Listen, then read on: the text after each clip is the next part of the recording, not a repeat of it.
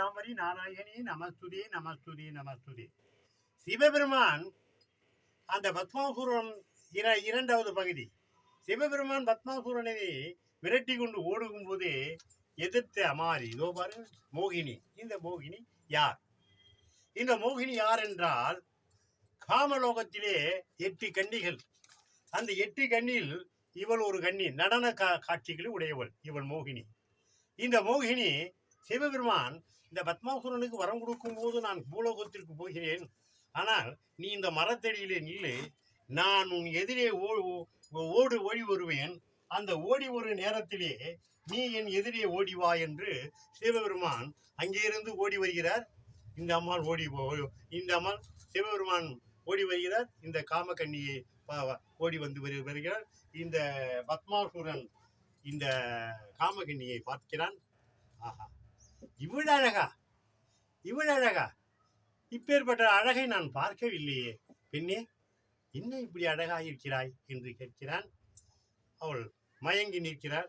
என்ன பத்மாசுரா, என்ன எப்படி என்று கேட்கிறார். பெண்ணே, உன் அழகை பார்த்து நான் என் உடலெல்லாம் உங்குது பெண்ணே, உன்னை தொடரும் என்று மனம் துடிக்கிறே பெண்ணே என்று கெஞ்சி கதறுகிறான். அப்போது மோகினி அவனுடைய எண்ணங்களை, வாங்கிய வரங்களை, அவனுடைய சிறப்புகளாக மாற்றுவதற்கு இந்த பத்மாசூரனுடைய சிறப்பை சொல்றான்.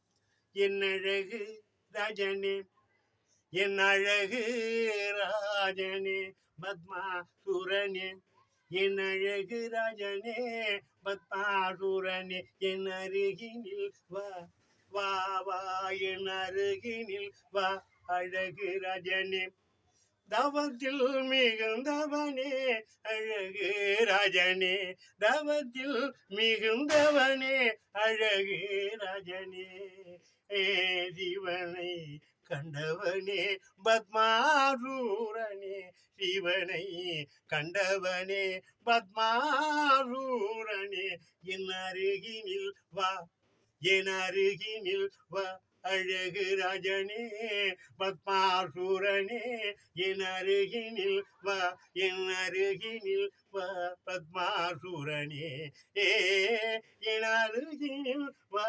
மோகினி என் பேரே, இவள் அழகு ராணியே, மோகினி என் பேரே, இவள் அழகு ராணியே, என் காலடி தேடியே மாண்டவர் கோடியே, என் காலடி தேடியே மாண்டவர் கோடியே, என் மனவாளனே, என் மனவாளனே பத்மாசூரனே, என் அருகினில் வா, என் அருகினில் வா. அருகினில் வான்னா கிட்ட போயிட்டான். பத்மாசூரன் கிட்ட போய் நிற்கிறான். பெண்ணே நவுந்து, மோகினி நவுந்தார்.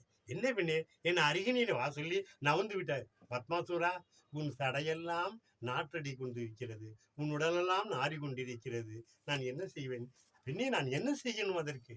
எங்கேயாவது கொஞ்சம் தண்ணீர இறங்கி அந்த நாற்றம் போய்விடும், நீ குளித்து விட்டு வாயே, இதோ பக்கத்திலே அருகில் ஒரு கிணறு இருக்கிறது, அதை குளித்துட்டு வரியேன்னு பகவான் நாராயணமூர்த்தி பகவான் அங்கிருந்து பார்க்கிறார். அந்த கிணற்றிலே தண்ணி பற்ற வைக்கிறார். ஓடி போய் பார்த்தான், தண்ணி இல்லை. பெண்ணே, அந்த கிணறு தண்ணி இல்லை, அதோ ஆறு போகிறது, அந்த ஆறு போன தண்ணி இல்லை, அவோ கடல் போகிறது, அந்த கடலிலும் தண்ணி இல்லை. பெண்ணே, நான் எங்கும் சுற்றியும் தண்ணி இல்லையே, நான் என்ன செய்வேன் பெண்ணே என்று கதறுகிறான்.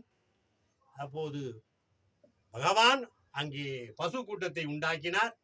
பசு கோமியம் பெய்யும் போது அம்மாள் மோகினி, அது என்ன பசு கோமியம் பெய்யுது, அந்த கோமியத்தை வாங்கி உன் தலையில தேய்ச்சிக்கிட்டு வாங்க. உடனே அது அழுது போயிட்டு, அப்படியா, ஓடி போய் அவசரத்திலே இந்த பெண்ணை கட்டிப்பிடிக்க வேண்டும் என்று அவசரத்திலே ஓடி போய் அந்த கோமியத்தை தலையிலே தடவினான். தன் கையிலே தன் வைத்து எரிந்து சாம்பலாகி காற்றிலே பறந்தான். இந்த பத்மாசூரனுடைய சிறப்பு அன்றைய காலத்திலே அதோடு தபபலம் இருக்கக்கூடாது என்று சிவபெருமானுடைய முடிவு. எப்போது தன் கையிலே வரம் வாங்கி தன்னையே உயிரை குடிக்க நினைப்பவன் இந்த கொடிய சரம் கொண்டவன்களுக்கு இனி தவபலமே தரக்கூடாது என்று மோகினி, நீ இங்கே இரு, எவன் இவன் தவபலம் இருக்கிறானோ அவன் எதனிலெல்லாம் போய் ஆடு என்று இந்த மோகினி சரத்தை அப்போதே 1000 காலத்துக்கு முன்னே பாருங்கள் நிரமணமாக அப்பயே நிரமணமாக நின்று ஆடிவிட்டு போய்விட்டார்கள். அப்பேற்பட்ட ஒரு சரம் கொண்டதுதான் இந்த பத்மாசுரனை மாயக்கி கொண்ட இந்த காட்சி. இந்த பியூட்டிஃபுல் சேனலிலே அது அற்புதமாக சொல்லியிருக்கோம். இந்த காட்சியை பாருங்கள். இவர்தான் மோகினி.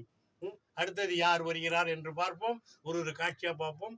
ஓம் தி ஆதிசக்தி நீலாம்பரி நாராயணி நமஸ்துதே நமஸ்துதே நமஸ்துதே.